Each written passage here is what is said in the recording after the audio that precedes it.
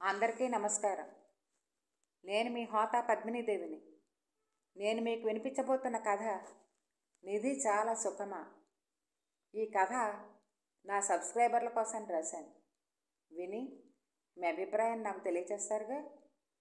ఇక కథలోకి పెడదాం. డ్రైవర్ గేటు తెరిచి పట్టుకోగా లోపలికి వస్తున్న రవిని చూసి మొక్కలకి పాదులు చేస్తున్న విశ్వనాథం గభాలను చేతులు కడుక్కుని అతనికి ఎదురెళ్ళాడు. బాగున్నావురా? ఆదరంగా అడిగాడు. బాగున్నాను బాబాయ్, నవ్వాడు అతను. ఇద్దరూ ఇంట్లోకి నడిచారు. రా కూర్చో అని లోపలికి చూస్తూ, లక్ష్మి రవొచ్చాడు అని బిగ్గరగా భార్యను పిలిచాడు. వంటగదిలో ఉన్న లక్ష్మి త్వర త్వరగా బయటకు వచ్చింది. కులాసాగా ఉన్నావా అని అడిగింది. బాగున్నాను పిన్ని, నువ్వెలా ఉన్నావు? బాగున్నానురా. ఒక్క నిమిషం, స్టవ్ మీద పాలు పెట్టాను, కాఫీ కలుపుతాను అని మళ్ళీ వంటగదిలోకి వెళ్ళింది. కాఫీ కలుపుతున్న ఆమెలో ఒకే ఆలోచన. ఇన్నేళ్లలో బావగారు, తోటికోళ్ళు, వాళ్ళ పిల్లలు ఏ శుభకార్యాలకో తప్ప ఎప్పుడూ తమ ఇంట్లో అడుగు పెట్టలేదు. అలాంటిది రవి ఉన్నట్టుండి తమ ఇంటికి ఎందుకు వచ్చినట్టు? ఆమె కాఫీ కప్పులతో హాల్లోకి వచ్చేప్పటికి విశ్వనాథం రవిని అడుగుతున్నాడు. ఎలా ఉన్నాడు మీ నాన్న? పోయిన వారం నేను చూసినప్పటికీ ఇప్పటికీ ఆయన ఆరోగ్యం మెరుగుపడిందా? పెదవి విరిచాడు రవి. ఆయన లేచి నడవడం అసాధ్యమని డాక్టర్లు ఎప్పుడో చెప్పారుగా బాబాయ్. ఏం మాట్లాడాలో తెలియక మౌనం వహించాడు విశ్వనాథం. అన్నగారి పట్ల జాలితో బాధతో ఆయన మనసు ఆర్ద్రమైంది. కాఫీ తాగాక రవి జేబులో నుంచి కొంత డబ్బు తీసి ఆయనకు ఎదురుగా టీపాయ్ మీద పెట్టాడు. ఈ డబ్బు మా నాన్న నీకు ఇవ్వమన్నాడు బాబాయ్. ఎందుకు? దేని బాపతి డబ్బు? రాజోలులో తాతగారి ఇల్లు అమ్మగా వచ్చిన డబ్బులో నీ వాటా. అదా, నేను మర్చిపోయాను, నవ్వాడు విశ్వనాథం. 1,00,000 రూపాయలు లెక్క పెట్టుకో. అక్కర్లేదులే, మీ నాన్న లెక్క పెట్టే ఉంటాడుగా, సరిగ్గానే ఉంటుందిలే. మరికొన్ని నిమిషాలు కూర్చుని రవి లేచాడు. నేను వెళ్ళొస్తాను బాబాయ్. కాసేపు కూర్చో రవి, నీకు ఇష్టమని మైసూర్పాక్ చేద్దాం అనుకుంటున్నాను. తలుచుకోగానే ప్రత్యక్షమయ్యావు. 1 గంటలో రెడీ అయిపోతుంది, నవ్వుతూ అంది లక్ష్మి. ఇంట్లో నాన్నొక్కరే ఉన్నారు పిన్ని, నేను పెడతాను. కొద్దిసేపు ఆగి డ్రైవర్ని పంపిస్తాలే అని బయలుదేరాడు అతను. ఊతకర్రల సాయంతో నడుస్తున్న అతన్ని చూసి ఆ ఇద్దరి మనసులు ఆర్ద్రమయ్యాయి. పాపం, బంగారం లాంటి పిల్లాడు, విధి క్రూరంగా ఆడుకుంది అనే బాధ ఆ ఇద్దరిలో. రవి ఎక్కిన కారు కనుమరుగయ్యేదాకా చూసి ఆ ఇద్దరూ లోపలికి వచ్చారు. లక్ష్మి వంటిట్లో మైసూర్పాక్ తయారీలో నిమగ్నమైంది. విశ్వనాథం రవి టేపాయ్ మీద పెట్టిన డబ్బుని చేతిలోకి తీసుకున్నాడు. 1,00,000 రూపాయలు. 20 ఏళ్ల కిందట అన్నగారు తనకివ్వవలసిన డబ్బు. 10 ఏళ్ల కిందట కూతురి పెళ్లికి తన దగ్గర డబ్బు లేక తనకివ్వవలసిన డబ్బునిమ్మని అన్నగారిని అడిగాడు. తన దగ్గర డబ్బు లేదని వీలు చూసుకుని ఇస్తానని చెప్పాడు రామనాథం. ఆ డబ్బుతో కూతురికి బంగారం కొనాలనే ఆయన ఆశ అడియాస అయింది. కూతురి మెడలో సన్నని గొలుసు తప్ప నగలేవీ లేవు. 3 కాసుల్లో గొలుసు, 2 జతల గాజులైనా కొనాలి. ఎలా? మదన పడుతున్నాడు విశ్వనాథం. విశ్వనాథం కూతురు లహరి తన బ్యాంకు పాస్బుక్ ఆయన చేతిలో పెట్టింది. నా దగ్గర 1,00,000 రూపాయల పైనే ఉంది, ఆ డబ్బుతో చేయించండి నాన్నగారు. వద్దమ్మా, ఆ డబ్బు నీది. పెళ్ళయ్యాక సంసార బాధ్యతలో పడి ఉద్యోగం చేయగలవో లేదో, నీ అవసరాలకి భర్త ముందు చేయి చాపకూడదు. ఆడవాళ్ళకి ఆర్థిక స్వాతంత్రం చాలా ముఖ్యం. అయినా వధువుని సాలంకృత కన్యాదానం చేయడం కన్యాదాతగా నా బాధ్యత. నా తంటాలనే పడతాలే. లహరి తండ్రి నొప్పించడానికి శతవిధాలా ప్రయత్నించి ఓడిపోయింది. విశ్వనాథం కొడుకు శ్రీకర్ బీటెక్ చేసి అమెరికాలో ఎంఎస్ చేసి 1 ఏడాది ఉద్యోగం చేశాడు. ఉన్నట్టుండి ఒకరోజు తండ్రికి ఫోన్ చేసి, నేను ఎంబీఏ చేయాలనుకుంటున్నాను నాన్నగారు అన్నాడు. నీ ఇష్టం రా, నీకు చదువుకోవాలనిపిస్తే చదువుకో అన్నారాయన. శ్రీకర్ ఇంకా ఉద్యోగంలో స్థిరపడలేదు కాబట్టి చెల్లెల పెళ్లికి ఆర్థికంగా సహాయపడ్డాడు. ఎలా? కూతురికి నగలు ఎలా కొనాలి ఆలోచిస్తున్న ఆయన చేతిలో లక్ష్మి తన మెడలోని చంద్రహారాన్ని, చేతులు కొన్న 2 జతల గాజుల్ని పెట్టింది. ఇవి మన పెళ్ళప్పుడు మా నాన్నగారు పెట్టిన నగలు. ఇవి చెరిపించి లహరికి నగలు చేయించండి. వద్దు, నేనేదో తంటాలు పడతాలే అయిష్టంగా అన్నారాయన. మీరు అప్పు చేయడం నాకు ఇష్టం లేదు. ఆయన అసంతృప్తిగానే భార్య నగలను తీసుకున్నాడు. తండ్రి తనకు నగలు ఎలా చేయించాడో తల్లి చేతులకున్న మట్టి గాజుల్ని చూశాక అర్థమైంది లహరికి. వారం రోజుల తర్వాత లహరి కాలేజీ నుంచి వస్తూనే తల్లిని పిలిచింది. అమ్మా, ఈ గాజులు ఎలా ఉన్నాయో చూడు. బాగున్నాయి, కొనుక్కున్నావా? బంగారమేనా? అచ్చమైన బంగారం. తల్లి చేతులను అందుకుని గాజులను తొడిగింది. రెప్పపాటు కాలంలో జరిగిన ఈ అనూహ్యమైన సంఘటనతో లక్ష్మి అవాక్కైంది. ఏమిటా ఇది? నువ్వు నాకు బంగారు గాజులను చేయించడం ఏమిటి? అంది గాజులను తీసేయబోతూ. ఆ చేతిని పట్టుకుని తన తలపై పెట్టుకుంది. నువ్వు నా కానుకని తిరస్కరిస్తే నా మీద ఒట్టే. ఆడపిల్లవి, మేము నీకు పెట్టాలి కానీ నీ డబ్బు మేము తీసుకోకూడదమ్మా, జీరపోయిన స్వరంతో అంది లక్ష్మి. నువ్వు నాన్నగారు అన్నయ్యనే నన్ను ఒకలాగే పెంచారు. ఇప్పుడేమో నేను ఆడపిల్లని గుర్తు చేస్తున్నావు. అదే అన్నయ్య ఇస్తే పుచ్చుకోవా? కినుకగా అంది లహరి.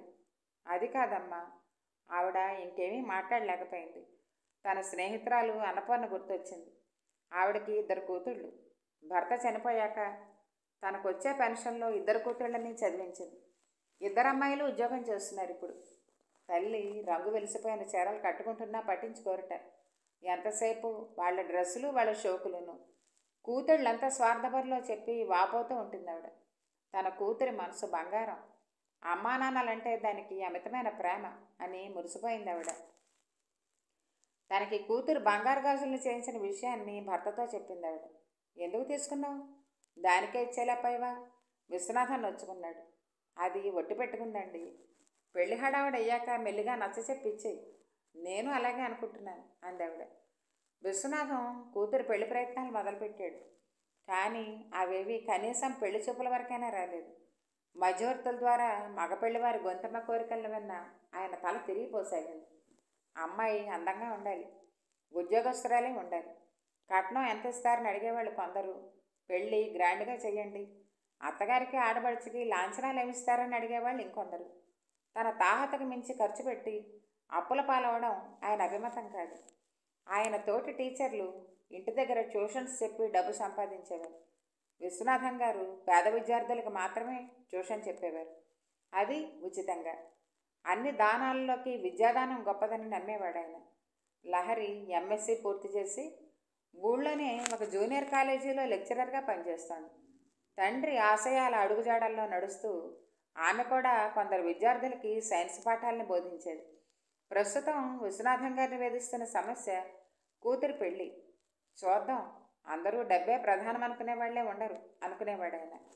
ఆయన మంచితనాన్ని, నిజాయితీని భగవంతుడు మెచ్చి ఆయనకి వరాన్ని ప్రసాదించినట్టుగా లహరిని వెతుక్కుంటూ వచ్చింది ఆ సంబంధం.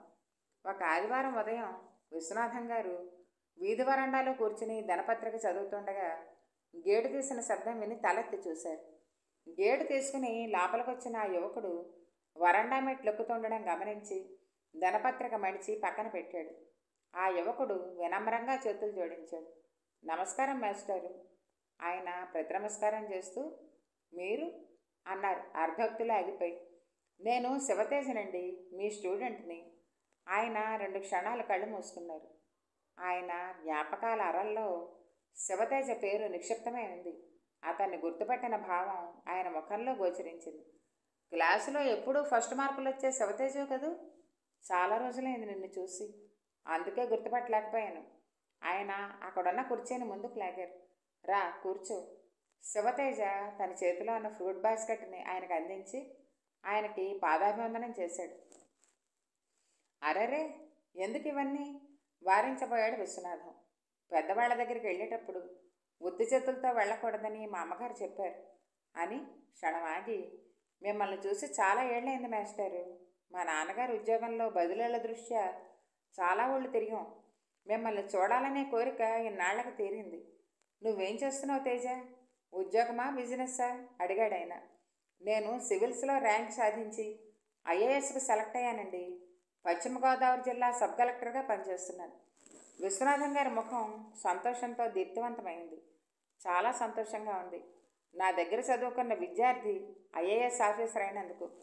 మీ అబ్బాయి శ్రీకరు నేను కలిసి చదువుకున్నాం. అతనేం చేస్తున్నాడు చెప్పాడు ఆయన. తండ్రి కోసం కాఫీ తెచ్చిన లహరి కొత్త వ్యక్తిని చూసి ఆగిపోయింది. మా అమ్మాయి లహరి, పరిచయం చేశాడు ఆయన. ఒక క్షణం ఇద్దరు చూపులు కలుసుకున్నాయి. లహరి కాఫీ గ్లాసుని అతని ముందున టీపాయ్ మీద పెట్టి కాఫీ తీసుకోండి అంది. మాస్టర్కి ఇవ్వండి అన్నాడు శివతేజ. నాన్నగారికి తెస్తాను, మీరు తీసుకోండి అని లోపలికి వెళ్ళింది ఆమె. సరిగ్గా వారం తర్వాత తల్లిదండ్రులతో కలిసి మళ్ళీ వచ్చాడు శివతేజ. అతని తండ్రి ఒక నేషనలైజ్డ్ బ్యాంకులో రీజనల్ మేనేజర్, తల్లి లెక్చరర్. కాఫీ పలహారాలు అయ్యాక శివతేజ తండ్రి తను వచ్చిన పని చెప్పాడు. మీకు సమ్మతమైతే, మీ అమ్మాయికి మా అబ్బాయి నచ్చితే మీ అమ్మాయిని మా ఇంటికి వడలుగా చేసుకోదలిచాం. ఆయన ప్రతిపాదనని విన్న విశ్వనాథన్ దంపతుల ముఖాల్లో ఆశ్చర్యం, అపనమ్మకం ప్రతిఫలించాయి. నేను సామాన్యుణ్ణి, మీతో ఏ విషయంలోనూ సరితూగలేను. మీరు పెద్ద మనసుతో నాతో వియ్యం అందాలనుకున్నా నేను ముందుకు రాలేను, నన్ను క్షమించండి. మాస్టారు, మీరు నాకు కేవలం క్లాసు పుస్తకాల్లోని పాఠాలను మాత్రమే బోధించలేదు, జీవిత పాఠాలను కూడా నేర్పారు. మంచి చెడుల మధ్య వ్యత్యాసాన్ని తెలియజేశారు. విలువల్ని విడమర్చి చెప్పారు. గురు అనే శబ్దానికి ఎంతో గొప్ప మహిమ ఉంది. గు అంటే అంధకారం, రు అంటే ప్రకాశం. ఎవరైతే అంధకారాన్ని, అవివేకాన్ని తొలగించి ఆత్మజ్ఞాన ప్రకాశాన్ని ఇస్తారో వారే గురువు. నేను మీ శిష్యర్కంలో చాలా నేర్చుకున్నాను. మీ పెంపకంలో పెరిగిన లహరి గారిని నా జీవిత భాగస్వామిగా చేసుకుని ఆమె సాహచర్యంలో ఇంకా ఎన్నో నేర్చుకోవాలనుంది అన్నాడు శివతేజ. విశ్వనాథం గారు ఆనందపు గరటంలో ఉక్కిరిబిక్కిరవుతూ లోపలికి వెళ్ళి కూతురితో విషయం చెప్పాడు. చూపులకు నచ్చితే చాలా, ఒకరి అభిప్రాయాలు మరొకరు తెలుసుకోకుండా ఎలా? చిన్న అసంతృప్తి లహరిలో. ఆమె మనసుని చదివినట్టు అన్నాడు శివతేజ. నేను లహరి గారితో విడిగా మాట్లాడాలి. ఆ ఇద్దరికీ ఏకాంతం కల్పిస్తూ పెద్దవాళ్ళు బయటకు వెళ్ళారు. ఇద్దరూ చాలాసేపు మాట్లాడుకున్నారు. ఇద్దరి అభిప్రాయాలు కలిసాయి. లహరి చెంపల్లో మందారాలు విరిశాయి. శివతేజతో లహరి పెళ్లి నిరాడంబరంగా జరిగింది. ఆ పెళ్లిలో అంతటా తామై హడావుడి చేశారు రామనాథన్ దంపతులు. తమ సిరి సంపదల్ని నలుగురికి చాటి చెప్పాలనే తాపత్రయం, తమ్ముడు అల్లుడు భవిష్యత్తులో కలెక్టర్ అయి తమకి సహాయపడతాడేమో అనే ఆశ వాళ్ళది. దోసెడు వెడల్పు జరీ బార్డర్ ఉన్న పట్టుచీర, మెడలో రకరకాల ఆభరణాల్ని ధరించి నడిచే నగల దుకాణంలో ఉన్న తోటికోడల పక్కన మంగళసూత్రం గొలుసు, నల్లపూసలు తప్ప వేరే నగలేవీ లేని లక్ష్మి వెలవెలబోతోంది. కానీ ఆమె ముఖంలో ప్రస్ఫుటమవుతున్న ఎనలేని సంతృప్తి వెలకట్టలేని సిరిలా ఉంది. గతంలో నుంచి వర్తమానానికి వచ్చాడు విశ్వనాథం. ఎదురుగా కూర్చున్న భార్య వైపు చిరునవ్వుతో చూశాడు. 20 ఏళ్ల కిందట మీకు ఇవ్వవలసిన డబ్బు బావగారు ఇప్పుడు ఇచ్చారు. కనీసం బ్యాంకు వడ్డీ అయినా ఇవ్వకుండా. ఆమె స్వరంలో అసంతృప్తి. వడ్డీ మాట దేవుడెరుగు, న్యాయంగా రావాల్సిన డబ్బే ఎగ్గొట్టాడు. కనీసం ఈ 1,00,000 రూపాయలైనా ఇల్లు అమ్మిన రోజే ఇచ్చుంటే బాగుండేది ఆయన మనసులోనే అనుకున్నాడు. నాకు కొంచెం డబ్బు ఇబ్బందిగా ఉందిరా. నీలా నాకు నెల జీతం కాదు కదా. ఈ మధ్య నా ప్రాక్టీసు అంత బాగాలేదు. నీ డబ్బు తర్వాత ఇస్తానన్నాడు రామనాథం. విశ్వనాథం మాట్లాడలేకపోయాడు. సంవత్సరాలు గడిచిపోతున్నా అన్నగారు తనకి ఇవ్వవలసిన డబ్బు ఇవ్వలేదు. విశ్వనాథం తన డబ్బు తనకిమ్మని గట్టిగా అడగలేకపోయాడు. కొన్నేళ్ల తర్వాత అన్నగారు తననంత మోసం చేసింది తెలిసింది ఆయనకి. ఆయన రాజోలు స్కూల్కి ట్రాన్స్ఫర్ అయిన తొలి రోజులు. ఒకరోజు సాయంకాలం ఆయన స్కూల్ నుంచి వచ్చి ట్యూషన్ చెప్తుండగా ఒక వ్యక్తి ఆయన దగ్గరికి వచ్చాడు. అతని వెంట 12 ఏళ్ల అబ్బాయి అన్నాడు. ప్రతినమస్కారాలు అయ్యాక అతను తను వచ్చిన పని చెప్పాడు. ఆ అబ్బాయి అతని కొడుకు, 7th క్లాస్ చదువుతున్నాడు. లెక్కల్లో వీక్ అని ట్యూషన్ చెప్పమని అడిగాడు. తప్పకుండా చెప్తాను, కానీ మీ అబ్బాయి ఇక్కడికి రావాలి, వీళ్ళందరితో పాటు చదువుకోవాలి. పంపిస్తాను మాస్టారు అని నమస్కరించి వెనుదిరిగి వెళ్ళబోయి ఆగాడు. మిమ్మల్ని ఎక్కడో చూసినట్టుంది మాస్టారు. నాకు కూడా మిమ్మల్ని చూస్తే అలాగే అనిపిస్తోంది అన్నాడు ఆయన నవ్వుతూ. మీకు లాయర్ రామనాథం గారు ఏమవుతారు? ఆయన పోలికలు కనిపిస్తున్నాయి మీలో.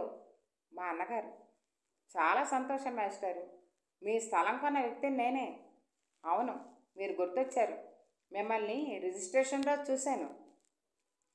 మీ దగ్గర 3 లక్షలు పెట్టి స్థలం కొన్నానండి. ఇప్పుడు బిల్డింగ్ పూర్తయ్యేసరికి 10 లక్షలు దాడుతుంది. పైన మరో 5 లక్షలైనా నేను సిద్ధమేనండి అతని ద్వారంలో అతను చెప్పుకుపోతున్నాడు. విశ్వనాథానికి అతను చెప్పేదేమీ వినపడడం లేదు. అతను తమ స్థలాన్ని 3 లక్షలకి కొన్నాడనే వాక్యం మీదే కేంద్రీకృతమై ఉంది ఆయన మనసు. 6 నెలల కిందట 3 లక్షలు పెట్టుకున్న స్థలం ఇప్పుడు 4 లక్షలండి.